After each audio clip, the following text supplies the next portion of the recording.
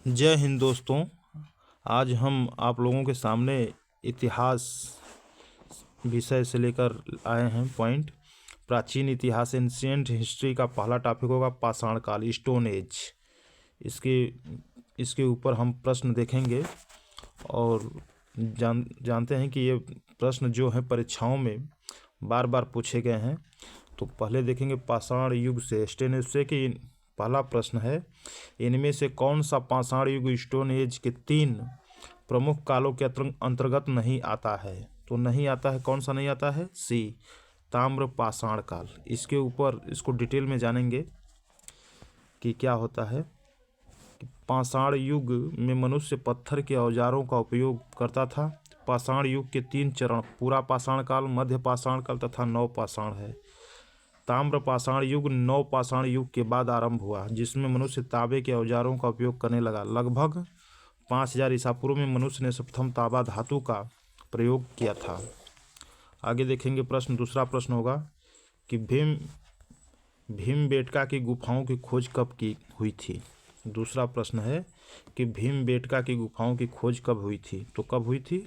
B option होगा 1957 से 58 के बीच। 1957 से 58 के बीच खोज हुई थी। आगे देखेंगे इसका जो भीमबेटका की गुफाएं भारत के मध्य प्रदेश के रायसेन जिले में स्थित हैं। ये गुफाएं चारों तरफ से विंध्य पर्वतमालाओं से घिरी हुई हैं।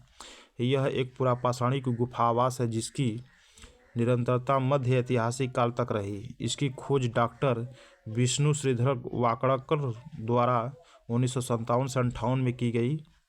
वर्ष 2003 में यूनेस्को ने इसे विश्व धरोहर स्थल घोषित किया। तो पूछता है प्रश्न कि कब यूनेस्को ने विश्व धरोहर स्थल घोषित किया भीमबेटका की गुफाओं को? तो 2003 में।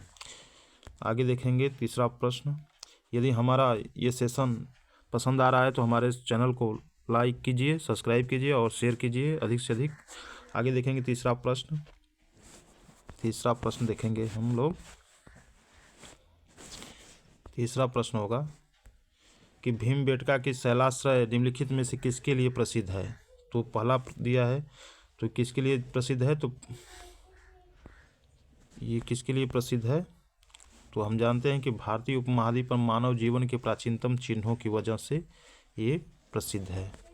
डी ऑप्शन हो जाएगा सही। इसको देखेंगे कि मध्य प्रदेश के विंध्य क्षेत्र में भोपाल के दक्षिण पूर्व में रायसेन जिले में अवस्थित भीमबेटका गुफाओं से मानव जीवन के प्राचीनतम चिन्हों के प्रमाण मिले हैं। यद्यपि यहाँ अधिकांश चित्रकारी मध्य पाषाण युग की है। किसकी है? अधिकांश चित्रकारी किसकी है? मध्य पाषाण युग की। किंतु यहाँ उत्तर पुरापाषाण, ताम्र पाषाण काल, प्रारंभिक ऐतिहासिक और मध्यकालीन युग के भी चित्र मिले हैं। आगे देखेंगे चौथा प्रश्न कि भारत में पाषाणकालीन शिला चित्रकारी कहाँ पाई जाती है? तो कहाँ पाई जाती है? भीमबेटका गुफाओं में पाई जाती है। तो देखेंगे ऑप्शन के ऊपर अभी चौथा जो है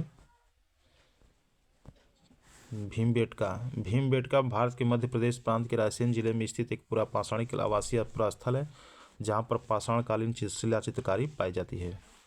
आगे देखेंगे पांचवा प्रश्न। निम्नलिखित में से कौन सा मानव गतिविधियां एवं सभ्यता के प्राक ऐतिहासिक काल का सही कालानुक्रम है? तो सही कालानुक्रम कौन है? पूरा पाषाण काल, मध्य पाषाण काल, फिर नव पाषाण काल। तो जानते हैं कि सबसे पुराना पूरा पाषाण काल, उसके बाद मध्य पाषाण काल, उसके बाद नव पाषाण काल। इसका डिटेल देख लेते हैं कि प्रागैतिहासिक काल से तात्पर्य इतिहास के उस युग से है जब मानव ने लिपि अथवा लेखन का विकास नहीं किया था और उसका जीवन पत्थरों के इर्द गिर्द सीमित था, इसलिए इसे पाषाण काल भी कहते हैं। इस पाषाण काल अथवा प्रागैतिहासिक काल को 3 भागों में बांटकर देखा जा सकता है: पूरा पाषाण काल, मध्य पाषाण काल तथा नव पाषाण काल। इसको देखते हैं। प्राचीन भारत में देखेंगे, प्राचीन भारत का इतिहास में प्रागैतिहासिक काल, उसके बाद आद्य ऐतिहासिक काल, फिर ऐतिहासिक काल। इसमें लिखित साक्ष्य उपलब्ध नहीं थे, पुरातात्विक साक्ष्य उपलब्ध थे, जबकि उदाहरण में जैसे पाषाण काल, ये क्या है? प्रागैतिहासिक काल के लक्षण में आते हैं। उसी में ऐतिहासिक लिखित साक्ष्य उपलब्ध थे, जबकि लेकिन लिपि गूढ़ एवं अपठनीय थी, इसमें लिपि को पढ़ा नहीं गया। जैसे सिंधु सभ्यता, ऐतिहासिक काल में पुरातात्विक एवं साहित्यिक साक्ष्यों के आधार पर निर्धारण हो चुका था, इसलिए ऐतिहासिक काल। अब बांटा गया है पूरा पाषाण काल, इसको बांटा गया, पाषाण काल को कितने भागों में बांटा गया है? 3 भागों में। पूरा पाषाण काल समय अवधि 5 लाख से 10,000 ईसा पूर्व तक। मध्य पाषाण काल 9,000 ईसा पूर्व से 4,000 ईसा पूर्व तक। और नव पाषाण काल समय अवधि कितना है? 7,000 ईसा पूर्व से 1,000 ईसा पूर्व तक। तो इस प्रकार से आगे के वीडियो में हम सिंधु सभ्यता के बारे में प्रश्न को देखेंगे। यदि हमारा वीडियो पसंद आए तो हमारे चैनल को सब्सक्राइब कीजिए, लाइक कीजिए, कमेंट कीजिए। Thank you.